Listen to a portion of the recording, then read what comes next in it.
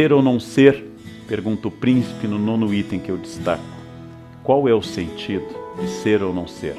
O verbo to be, vocês sabem que em inglês pode ser tudo. Pintar, serzir, remendar, bordar, adicionar. O verbo to be é o primeiro e único verbo que os professores de inglês ensinam a vida inteira na escola. Porque ser ou não ser pode ser traduzido, como fazem alguns tradutores recentes, por existir ou não existir. Cada época diz uma leitura. O próprio Hamlet dá uma pista ao dizer a Horácio que ele entregaria de bom grado seu coração a um homem que fosse senhor das suas emoções. Porque uma pessoa passional é uma pessoa perigosa. Domínio de si.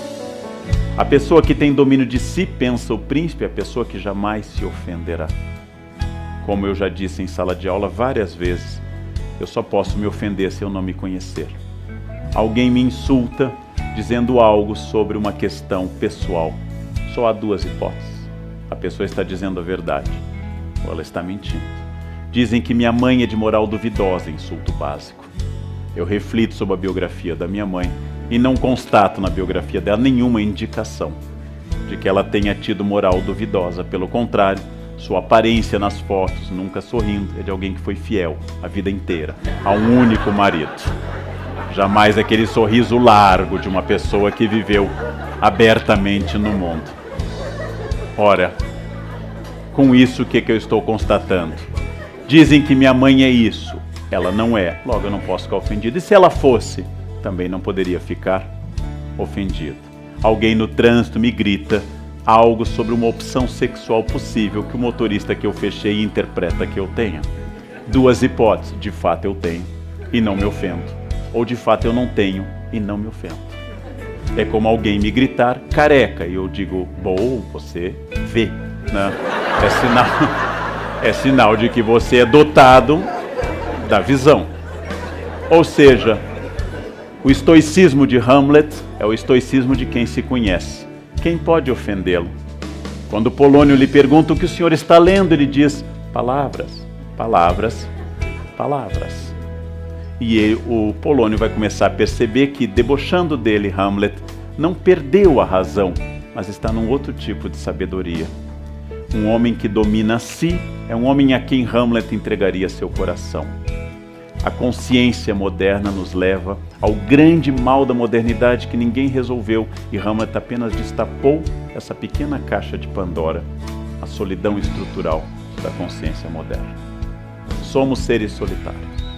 Sempre fomos, mas a consciência coletivista medieval dava a sensação de uma cristandade no Ocidente, de uma unidade, de um Deus que por todos zelava, de uma sociedade igual religiosamente. A modernidade trouxe a diversidade religiosa e a diversidade política. O inferno, vai pensar Sartre no século XX, está nos outros, diz uma de suas personagens numa peça entre quatro paredes. Sartre e Hamlet chegam à consciência de que eu estou inevitavelmente isolado na minha consciência. E a necessidade do mundo nos oferecer coisas novas porque eu não tenho nada a interagir com o mundo. Por que é que o príncipe Hamlet lê apenas um livro toda a peça? E por que nós temos que ver Velozes e Furiosos 75, Velozes e Furiosos 86? Porque na verdade eu não vi nenhum. E não tendo visto nenhum, eu preciso que eles se repitam. Como eu não tenho de fato amigos, eu tenho 3.000 no Face. Como eu não tenho uma vida interessante, eu fotografo tudo na minha e compartilho com todos. A minha solidão se insinua de tal forma, ela é tão estrutural, que eu tenho que fazer com que os outros me digam aquilo que eu desconfio, que a minha vida é uma vida que vale a pena ser vivida, através da observação dos outros. Isso não é sinal de um narciso exatamente fraco, mas é sinal de um narciso cada vez mais isolado em si, sem comunicação com o mundo, sem ouvir mais a ninguém. Já comentei aqui nesse espaço da CPFL que é obsessivo o nosso tipo de conversa. Qualquer informação que os senhores derem será respondida com a informação de outra pessoa. Eu, Leandro, sou de Aquário. Eu sou de Gêmeos. Meu ascendente é Aquário, o meu é Câncer. Ninguém ouve ninguém. A solidão individual a 2 ou a 3 é a norma de todas as pessoas. E celebramos essa variedade de coisas porque exatamente nós temos cada vez mais dificuldade em estabelecer algo significativo e orgânico. O príncipe se sente mal na corte de Elsinore, porque ninguém em Elsinore lhe diz a verdade. Todos em Elsinore dizem a personagem, Polônio, seu tio Cláudio, sua mãe, sua ex-namorada, seus falsos amigos Rosencrantz e Guildenstern. Todos dizem o que deve ser dito. Todos dizem o que é usual e ninguém está presente naquilo que fala. O príncipe é extraordinariamente consciente. E sendo consciente, o príncipe vai pensar seguidamente, mas o que eu faço de fato com a minha vida? E como viver uma vida que seja orgânica, se todos os valores estão esgarçados? Depois de falar por milhares e milhares de palavras, quando ele morre longamente numa cena trágica, morrem 8 pessoas na peça Hamlet, e o Hamlet é o último a falecer nos braços do amigo, Hamlet diz a sua última frase, o resto é silêncio. Porque depois dele ter dito tudo que é possível dizer, Hamlet não precisa dizer mais nada, porque agora o resto é silêncio. E Hamlet parece dialogar conosco é que se as dores que nós inventamos, dores financeiras, dores físicas, dores de problemas familiares, fossem o disfarce de uma grande dor maior. A dor que nós não conseguimos nominar, por isso estabelecemos dores laterais, por isso estabelecemos que eu esteja bem ou não naquele dia. Hamlet diz exatamente que esta dor nasce do fato de que todos naquela peça, em quase 4.500 versos, estão dizendo a ele o que ele deve ou não deve ouvir, e não exatamente o que as coisas são.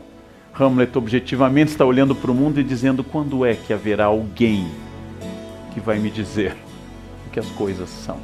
Quando alguém parará de dizer o que deve ser? Quando alguém parará de colocar fantasias? De beber muito, ele reclama da bebedeira da corte. De disfarçar sua dor. Quando alguém começará a estar presente naquilo que fala? Quando as pessoas começarão a ser e deixarão de não ser? Esta é uma pergunta muito dura de ser respondida. E como ela é muito dura, a maior parte de nós prefere não respondê-la. Como nós falamos muito, é provável que nós falemos muito, e todo instante, ao celular, no WhatsApp, que nós não temos mais nada a dizer. E não tendo nada a dizer, eu preencho esse vazio insuportável com falas constantes. Hamlet nos convida a olhar, essa é uma cena que não está prevista na peça, mas assim foi interpretada desde o século XVII, a olhar para uma caveira. Ele faz o seu monólogo olhando para uma caveira. E perguntar decididamente, diante da morte inevitável, quem é que eu sou de verdade, quando os outros que eu acho que me julgam pelo que eu devo ser, tiverem desaparecido. Por que é que eu não vivo desse jeito? Meu pai e minha mãe, Sartre chamaria má fé, Hamlet chamaria apenas Polônio, ou seja, a encenação, a etiqueta. Não, eu não posso fazer isso, o que minha família diria? Muito ou nada, mas igualmente irrelevante. Se a família apoiar ou criticar, você continuará sozinho. Mas como eu prefiro, ao invés de enfrentar a solidão da minha decisão, eu prefiro dizer que é uma opção por causa da minha família, dos meus filhos, dos meus vizinhos ou da minha fé, eu prefiro sentir-me vigiado do que me sentir sozinho. Eu prefiro me sentir protegido pela crítica do que largado pela indiferença. Esta é a pergunta central do Hamlet. O que eu responderia se nada fosse relevante a não ser a minha decisão e nada garantisse que essa decisão fosse correta? Quem eu seria se eu estivesse absolutamente só no mundo? Resposta do príncipe: você está só no mundo.